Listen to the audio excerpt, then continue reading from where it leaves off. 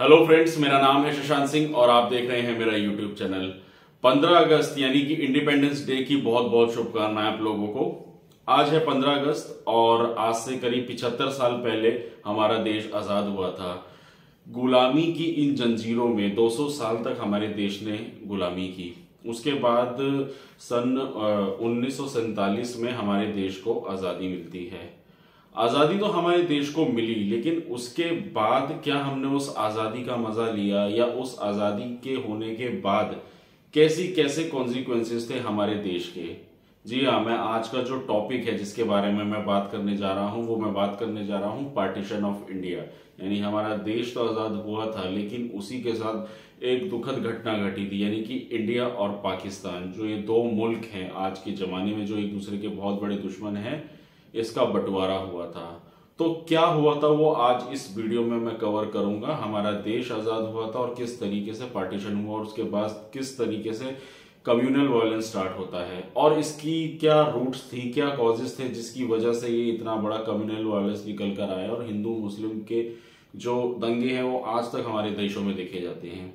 तो चलिए शुरुआत करते हैं आज का टॉपिक। तो हम हिस्ट्री में ही जाएंगे। हिस्ट्री में हम बात करेंगे 14 अगस्त की। बेसिकली 15 अगस्त को हमारे देश को आजादी मिल गई थी, लेकिन 14 अगस्त की रात थी जब हमारे महान लीडर, हमारे देश के पहले प्रधानमंत्री पंडित जवाहरलाल नेहरू, जो वहां पे बैठे थे रायसीना हिल्स में, जहां पे उनको टेक ओवर लेना था, यानी कि जो ब्रिटिशर्स थे वो हमारे देश की पावर को हैंडओवर करने जा रहे थे हमारे देश की सियासत के हाथ में। तो उसी रात की बात है। काफी बारिश हो रही थी उस रात, बहुत बारिश हुई थी उस 14 अगस्त की रात को, और इतनी बारिश हुई थी, लोग इकट्ठे थे रायसीना हिल्स। ये मैं बात करने जा रहा हूँ दिल्ली के बारे में। दिल्ली में जहां सारे लोग एकत्रित थे और लोगों के दिलों में एक आस थी कि अपने देश की आजादी अब होगी, अब हम अपने इस देश की जंजीरें से बंधे, इस गुलामी की जंजीरों से हम आजाद होंगे। और बहुत बारिश हो रही थी उस दिन रायसीना हिल्स में। और उसी रात को पंडित जवाहरलाल नेहरू ने जब स्पीच दिया, करीब आधी रात हो रही थी, और वो स्पीच था जिसका नाम था ट्रिस्ट विद डेस्टिनी, यानी कि at the stroke of midnight hour when the world sleeps India will awake to life and freedom. यानी कि जब देश पूरा पूरा जहां पूरा वर्ल्ड जब सो रहा होगा तो हमारा देश एक नई सांस, एक नई आजादी की जिंदगी जिएगा 15 अगस्त को। और सुबह 8 बजे पूरा आसमान साफ होता है और पंडित जवाहरलाल नेहरू, यानी कि जो हमारे ब्रिटिशर्स का जो झंडा होता है उसको उतारा जाता है और हमारे देश का झंडा लगाया जाता है। और उसके बाद जो हर्ष और उल्लास देखने को मिलता है हमारे देश के लोगों में, एक नई आजादी की सांस उस सुबह ली जाती है। दोस्तों, ये तो था हमारा देश आजाद होता है 15 अगस्त की सुबह को।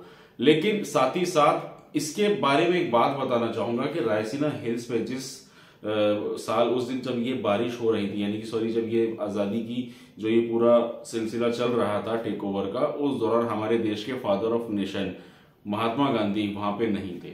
वो आखिर कहाँ थे? वो थे वेस्ट बंगाल में, जहां आग भड़की हुई थी कम्युनल वायलेंस की। यानी कि मैं बात करने जा रहा हूं जो हमारे देश का पार्टीशन हुआ था, यानी कि हमारे देश का पार्टीशन 14 अगस्त को हो गया था। पाकिस्तान को जो है 14 अगस्त को आजादी मिल गई थी और 15 अगस्त को इंडिपेंडेंस डे हमारा मनाया जाता है। यानी कि कल जो 14 अगस्त था वो पाकिस्तान का आजादी का दिन था। तो एक दिन पहले पाकिस्तान को आजाद कर दिया गया था। इंडिया पाकिस्तान का जो पार्टीशन हुआ था उसके बारे में तो कई बार आप लोगों ने पिक्चरों में भी देखा होगा और जनरल लाइफ में भी सुना होगा। लेकिन पार्टीशन होने का कारण क्या था? आखिर पार्टीशन क्यों हुआ? और ये हिंदू मुस्लिम यानी कि जो 2 स्टेट थ्योरी थी, क्या हुआ, ऐसा क्या था इसकी वजह से, इसके ग्राउंड लेवल की क्या थी? चलिए इसके बारे में आज हम थोड़ा बात करेंगे यहाँ पे। तो मैं बात करूंगा गांधी जी के बारे में। जो कम्युनल वायलेंस की जगह है वेस्ट बंगाल में नकौली, जहां पे पूरा वायलेंस चल रहा था। 2 मुल्क हमारे बनके तैयार हुए, इंडिया और पाकिस्तान। अगर मैं इन 2 मुल्कों के बारे में बात करूं तो इंडिया जो था वो स्टार्टिंग से ही सेकुलर कंट्री था। सेकुलर क्या होता है मैंने अपनी काफी सारी वीडियोस में वैसे तो बताया हुआ है, लेकिन मैं एक बार फिर भी रिपीट कर देता हूं। सेकुलर का मतलब होता है एक ऐसा मुल्क जो किसी भी रिलीजन को नहीं मानेगा, यानी हर मुल्क का नागरिक उस देश में रह सकता है और वहां की सियासत, वहां की सरकार वहां के रिलीजन के हिसाब से नहीं चलेगी, यानी कि वो हर रिलीजन को प्रमोट करेगी, हर रिलीजन की रिस्पेक्ट करेगी। ये सेकुलर थ्योरी इंडिया और पाकिस्तान दोनों की थी। उसके बाद 1955 में पाकिस्तान जो है सेकुलर से हटके इस्लामिक स्टेट अपने आप को रिप्रेजेंट करता है। उसके बाद क्या होता है, जब ये 2 स्टेट बनते हैं बहुत ही ज्यादा कम्युनल वायलेंस होता है, मास्कर होता है, सेक्सुअल वायलेंस होता है, रॉबरी होती है, फोर्स कन्वर्जन होता है। फोर्स कन्वर्जन होता है बेसिकली धर्म परिवर्तन करा देना जबरदस्ती। तो मतलब देश आजाद हो गया था, लोग इधर उधर माइग्रेट कर रहे थे, इतने ज्यादा दंगे हुए थे और काफी सारी जो वुमेन थी यानी कि जो लेडीज थी उनका रेप हुआ था, बच्चों को किडनैप किया गया था, ह्यूमन ट्रैफिकिंग हुई थी, बहुत सारी चीजें ऐसी देखने को मिली थी जब ये माइग्रेशन हुआ था। तो इस पार्टीशन के इस दंगे में जो कम्युनल वायलेंस हुआ था हिंदू मुस्लिम का, यानी बोला गया था कि जो पाकिस्तान के हिंदू हैं वो इंडिया चले जाएं, जो हिंदू और इंडिया के जो मुसलमान हैं वो पाकिस्तान चले जाएं, और इस वजह से लाखों लोगों ने माइग्रेशन करा। लेकिन हुआ क्या था बेसिकली, ग्राउंड रूट एक्चुअली ये जो देश में एक दिन में पैदा नहीं हुई थी, इसकी जो बेसिकली जो रूट्स थी वो धीरे धीरे कई सालों से पनपती आ रही थी।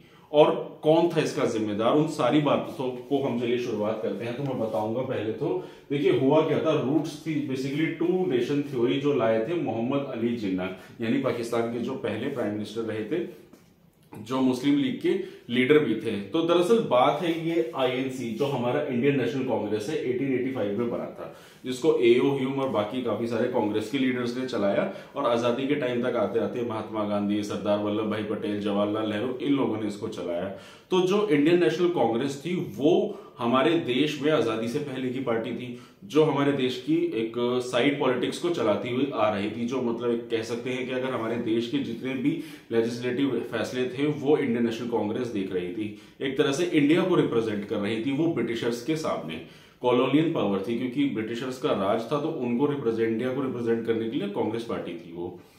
आईएनसी जो पार्टी थी उसके जो अपोजिशन में खड़ी होती है वो आई थी मुस्लिम लीग पार्टी, और मुस्लिम लीग के जो लीडर थे वो थे मोहम्मद अली जिन्ना, जिन्होंने ये क्लेम किया था काफी समय पे। वैसे तो मोहम्मद अली जिन्ना यानी कि मुस्लिम लीग और आईएनसी ने काफी सारे प्रोटेस्ट, धरने जो ब्रिटिशर्स के खिलाफ थे वो लड़े थे, जैसे नॉन कॉर्पोरेशन मूवमेंट था, अली मुस्लिम यूनिवर्सिटी बनी थी, और खिलाफत मूवमेंट थे। ऐसे काफी सारे मूवमेंट थे जिसमें मिलके दोनों लीग्स यानी कि सॉरी आईएनसी और मुस्लिम लीग दोनों ने मिलकर सपोर्ट किया था।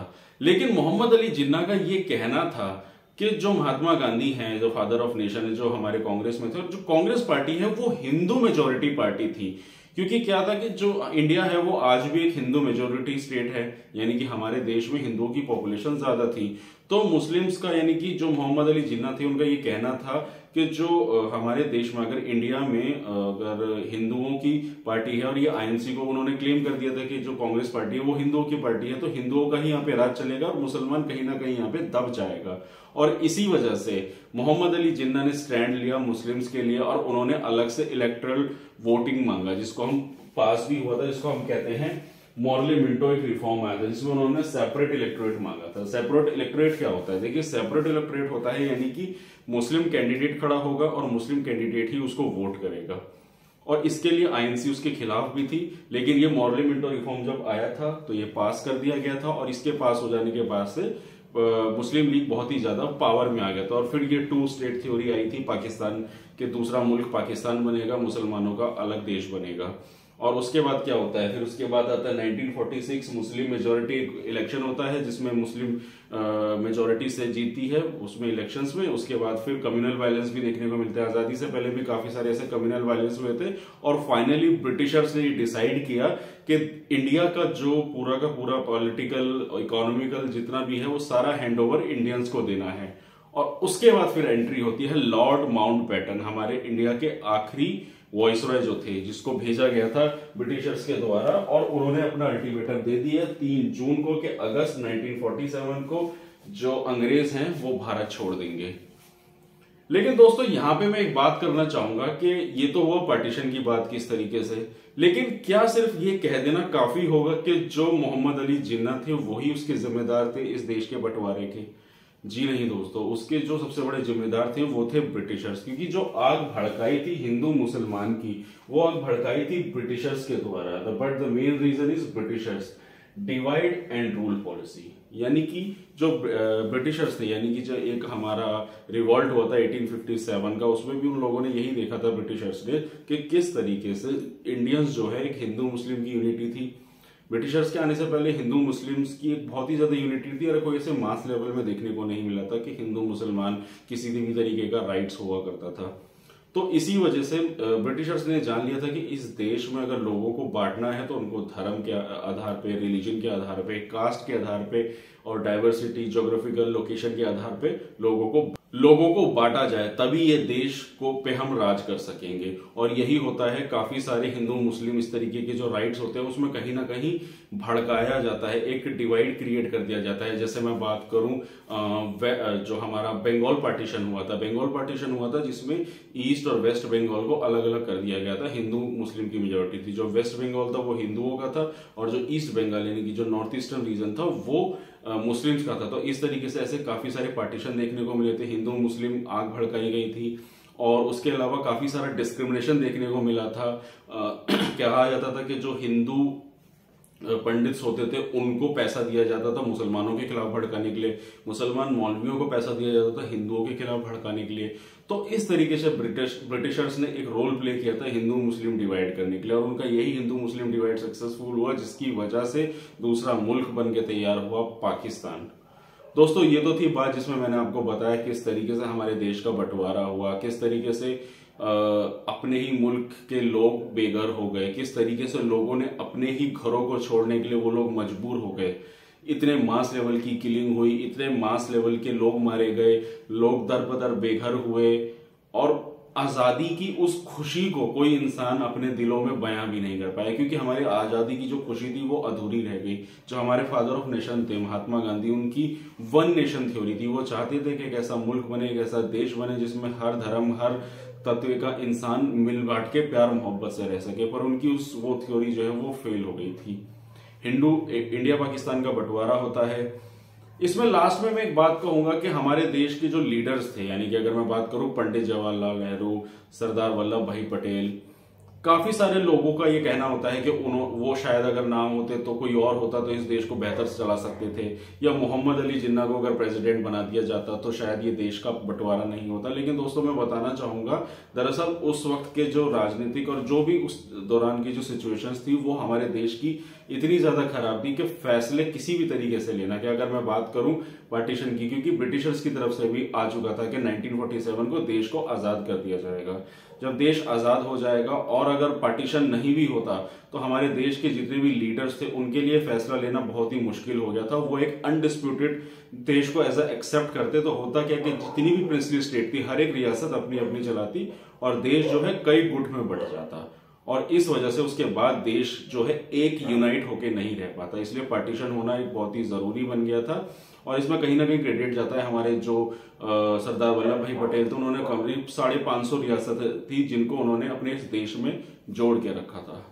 तो दोस्तों, ये था हमारा आज का टॉपिक जिसमें मैंने आपको बताया इंडिया पाकिस्तान के बारे में, किस तरीके से पार्टीशन हुआ और किस तरीके से हमारे देश की सियासत ने एक नया मोड़ लिया, कैसे एक नया भारत हमारा आजाद हुआ।